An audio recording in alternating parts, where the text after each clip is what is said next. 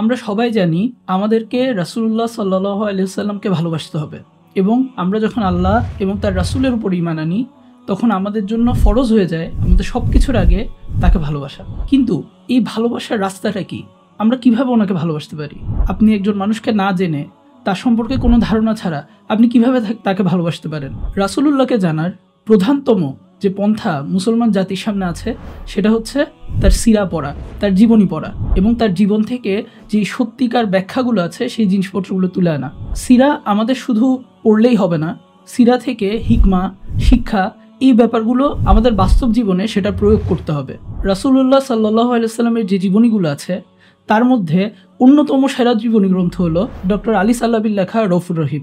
এই বইটাতে উনি রাসূল সাল্লাল্লাহু আলাইহি ওয়াসাল্লামের জীবনের একদম খুঁটিনাটি দিক থেকে শুরু করে সব কিছু তুলে এনেছেন।